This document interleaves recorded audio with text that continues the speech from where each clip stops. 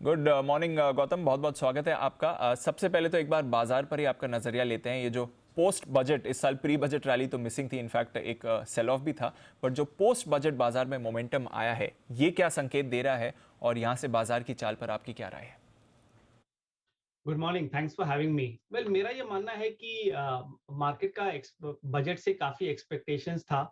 और क्योंकि ये बजट एक स्टेटस को था जिसमें काफी मैक्रो फैक्टर्स के ऊपर एफएम ने बात किया, तो और क्योंकि कुछ नेगेटिव उससे नहीं निकला तो market was a little relaxed, और उसके कारण हम अब देख रहे हैं कि एक रेंज में चला गया है निफ्टी। एक्चुअली अगर आप देखें तो कोई एक ट्रेंड है नहीं मार्केट में, क्योंकि कुछ अच्छे दिन आते हैं बट उसमें फॉलो अप नहीं रहती है, कुछ बुरे दिन आते हैं बट उसमें भी नीचे की तरफ फॉलो अप नहीं रहती है, क्योंकि लिक्विडिटी वापस किक इन कर जाता है। जो बैटल चल रहा है एफआईएस और डीआईएस का कुछ हफ्तों से। तो मेरा ये मानना है कि ये एक बड़ी सी कंसोलिडेशन है, ये अभी ऐसे ही चलेगा। ऊपर में 17,900, नीचे में 17,400 450 का एक सपोर्ट है। और हो सकता है कि अगले 5-10 दिन मार्केट इसमें कंसोलिडेट करे। बट क्योंकि बैंक निफ्टी का सेटअप इतना अच्छा है और उसके उसके मीडियम टर्म चार्ट इतने स्ट्रांग है, मुझे लगता है कि एक ये इंडेक्स सिंगल हैंडेडली मार्केट को बचा सकता है। बट ओवरऑल बेसिस पे मार्केट ठीक लगता है। स्टॉक स्पेसिफिक रहना चाहिए, सेक्टर स्पेसिफिक रहना चाहिए। और one should not chase anything in today's market. आपको अपने भाव पे लेना है, क्योंकि अब मार्केट एक वैसी फेज में नहीं है जहां पर हर कुछ चलेगा। सिलेक्टिव पॉकेट्स चलेंगे, क्वालिटी स्टॉक्स चलेंगे, जिसमें रिलेटिव स्ट्रेंथ है वो ही चलेंगे। ये जो इतनी वॉलेटिलिटी बाजार में हम देख रहे हैं, ये ऐसी ही रहेगी गौतम, या फिर आगे जाकर थोड़ी स्टेबल हो जाएगी? हमारे ही बाजार नहीं, ग्लोबली और अमेरिका में तो हम रोज ही देख रहे हैं, बड़े बड़े स्टॉक्स अगर 20-25% की मूव दें तो फिर उसका क्या इम्पैक्ट होगा? हाँ, आई थिंक ये काफी इंपॉर्टेंट पॉइंट है। आई थिंक यूएस मार्केट्स में काफी बड़ी वॉलेटिलिटी देखी, और हम लोग ने ये पिछले 20-25 सालों से देखा है कि जब भी यूएस में बड़ी वॉलेटिलिटी आती है, इंडिया बचता नहीं है। चाहे आप कितना भी इंडिया स्टोरी के बारे में बात कर ले, एक बार तो यहाँ पर डिफिकल्ट और एक चैलेंजिंग फेज आती है। और जिस तरह का यूएस स्टॉक, बड़े स्टॉक्स, फेसबुक, नेटफ्लिक्स जैसे स्टॉक्स में वॉलेटिलिटी और गिरावट है, ऑब्वियसली इससे ग्लोबल इन्वेस्टर्स और इंडियन इन्वेस्टर्स थोड़े से शेकअप हो गए हैं। बट आई फील कि एक बार के लिए जो इवेंट्स होना था, डॉलर इंडेक्स मेरे हिसाब से एक बार शॉर्ट टर्म टॉप आउट कर गया। फेड का जो बात था वो एक बार निकल गया, बजट निकल गई, अर्निंग्स निकल गई। तो लगता है कि फरवरी का महीना थोड़ा वॉलेटाइल रहेगा, बट एक रेंज में। तो जैसे मैंने कहा, ज्यादा फॉल भी नहीं है, ज्यादा राइज भी नहीं है। और होपफुली इस फाउंडेशन के बाद मार्केट एक नया ट्रेंड में जा सकता है, जब वो 18,000 वापस क्रॉस करता है, hopefully sometime next month. Okay, तो बाजार फिर से अच्छे मोमेंटम में आ जाएंगे, बट थोड़ी वॉलेटिलिटी आपको संभालनी पड़ेगी इस समय, ये गौतम का नज़रिया है। चलिए, फिर आपने जैसे कहा सेक्टर स्पेसिफिक, स्टॉक स्पेसिफिक होना ज़रूरी है। बैंक्स की भारी अंडर परफॉर्मेंस थी, बट अब रिसेंटली बैंक्स ने लीडरशिप ली है, ज़्यादा कॉन्फिडेंस आजकल बैंक निफ्टी की मूव पर आ रहा है। तो ये जो बैंक्स का रिवाइवल है, स्पेशली पीएसयू बैंक्स में जो एक्शन बन रहा है, इस पर क्या राय है और आपको क्या पसंद है यहाँ पर? देखिए, 7-10 दिन पहले जब निफ्टी 16,800-900 के लेवल पे था और एक एक पेसिमिस्टिक एनवायरनमेंट था, तो हमने जब बैंक निफ्टी का चार्ट देखा तो हमें ये कॉन्फिडेंस आया कि नहीं, मार्केट ज्यादा नीचे नहीं जाएगा, क्योंकि बैंक निफ्टी का चार्ट काफी अच्छा था। और वहां से बैंक निफ्टी नीचे से उसने अच्छा रिबाउंड दिखाया। We are trading at 39,000। और अभी भी लगता है, अगर आप रिलेटिव बेसिस पे देखें, bank Nifty versus the Nifty versus Reliance and versus the IT index, I feel it will continue to outperform. तो ये जो 6-8 महीने का अंडर परफॉर्मेंस है, मेरे हिसाब से ये गया। और अगले 3 से 6 महीने तक मेरे हिसाब से बैंक निफ्टी ज्यादा अच्छा करेगा। सो बैंक निफ्टी में हमारा टारगेट ऊपर में 40,200 का है शॉर्ट टर्म का। और I think over the medium term 43,000 तक भी ये इंडेक्स जा सकता है। तो इसमें लोगों को ओवरवेट रहना चाहिए, और इसमें हमारा पिक्स हमेशा हमेशा से ही आईसीआईसीआई बैंक और स्टेट बैंक रहा है। और पीएसयू बैंकिंग इंडेक्स देखे तो वो तो उसका चार्ट गजब का है, क्योंकि 8 साल के बाद इसमें एक जेन्युइन ब्रेकआउट देखने को मिला है। तो जो टॉप पीएसयू बैंक है वो तो अच्छे कर ही रहे हैं। तो हमारा फेवरेट्स तो एसबीआई और कैनरा बैंक है। और थोड़ा सा लोअर डाउन जाए तो बीओबी भी ठीक लगता है। But apart from these three, मेरे हिसाब से बाकी स्टॉक्स थोड़े से स्पेक्युलेटिव है, उसमें केयरफुल रहना चाहिए। बट ये बड़ी थीम है, पीएसयू बैंक्स और PSU in general, I think is a good theme that should out perform this year. Okay, तो फिर पीएसयू बैंक्स पर आप रखिए नज़र, बैंक्स पर रखिए नज़र। यहाँ पे आउट परफॉर्मेंस और न्यू हाई की भी बात कर रहे हैं गौतम, 43,000, बट उसमें थोड़ा समय लग सकता है। बट मोमेंटम जो आया है ये कैरी फॉरवर्ड रहेगा। गौतम, थोड़ा मोमेंटम लूज किया था मेटल्स ने, अब रिसेंटली पिछले 10-15 दिनों से चाइना में भी जो एक हफ्ते की छुट्टी हुई है उसके बाद से भी हम देख रहे हैं कि थोड़ा मेटल्स पर बाजार का भरोसा वापस आ रहा है। आपका भी भरोसा है यहाँ पर? हाँ जी, भरोसा है, अच्छा लग रहा है। मेटल्स ने 3 साढ़े 3 महीने की कंसोलिडेशन से वो निकल रहा है। काफ़ी जो स्टैंड अलोन स्टॉक्स है उसमें अच्छे मूवमेंट आए हैं। हमारा फेवरेट तो इसमें हिंडाल्को और नाल्को रहा है पिछले कुछ हफ्तों से, और वो अच्छे करते आए हैं और मुझे लग रहा है कि ये अगले 3 से 6 महीने में अच्छे यहाँ से भी करेंगे। मेटल्स इंडेक्स धीरे-धीरे वापस अपने लाइफ टाइम की तरफ जा सकता है और ये one of the few indices market में है।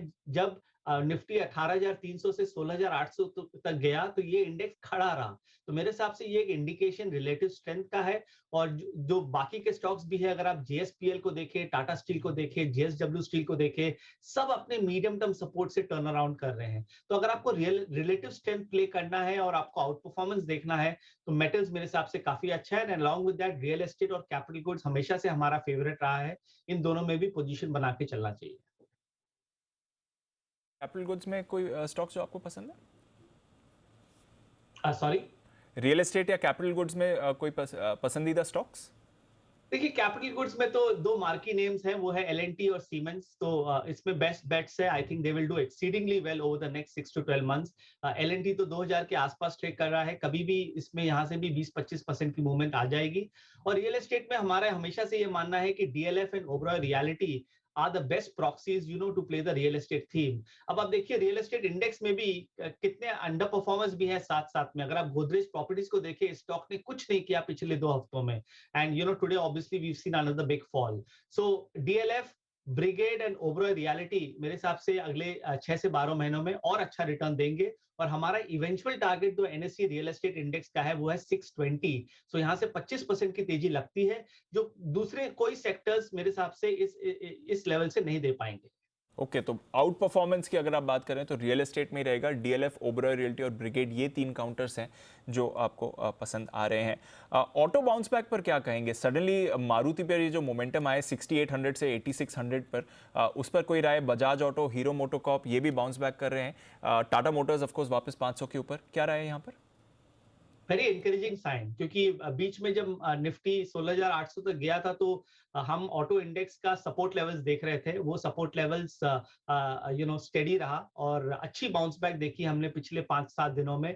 और मुझे लगता है कि ये इंडेक्स इवेंचुअली 12,000 का जो इंपॉर्टेंट रेसिस्टेंस है उसको क्लियर कर देगा, और एक बार वो होता है तो 1000 से 1500 पॉइंट की तेजी आनी चाहिए। So auto I think is back after consolidation. Across the board strength लग रहा है। मारुति का चार्ट अच्छा है, Bajaj auto has come back from support levels, Hero moto भी अच्छा कर रहा है। बट आई थिंक जो दो स्टॉक मुझे स्ट्रक्चरली अच्छे लगते हैं, एक तो टाटा मोटर्स है जो मेरे हिसाब से धीरे धीरे इस साल कभी ना कभी 600 के लेवल तक चला जाएगा, और secondly M again safe stock, अलग तरीके से चलता है बट फंडामेंटली देखे, टेक्निकली देखे तो एमएनएम में भी यहाँ से 25 से 30% की तेजी लगती है। बाकी स्टॉक्स थोड़े से स्पेक्युलेटिव है, बट ये दो स्टॉक्स मेरे हिसाब से स्ट्रक्चरली अच्छे हैं। और ऑटो एंसिलरी को भूलना नहीं चाहिए, मेरे हिसाब से वो तो 3 से 4 साल की थीम है और इसमें अक्रॉस द बोर्ड जो टॉप स्टॉक्स है उसमें स्ट्रेंथ लगती है। ओके, तो ऑटो एंसिलरी दोनों ही अच्छे लग रहे हैं, और इनफैक्ट कुछ ऑटो एंसिलरी स्टॉक्स यहाँ से कमाल भी आपको दिखा सकते हैं। अच्छा गौतम, एक सबसे चर्चित स्टॉक जो रेयरली मूव करता है उस पर तो आपकी राय लेनी है, आईटीसी। 2 दिनों में हमने देखा 215 से 235 आ गया, जो कुछ महीनों की चाल होती है वो ऑलरेडी इस हफ्ते आ गई है। क्या मोमेंटम दिख रहा है इस समय आईटीसी का?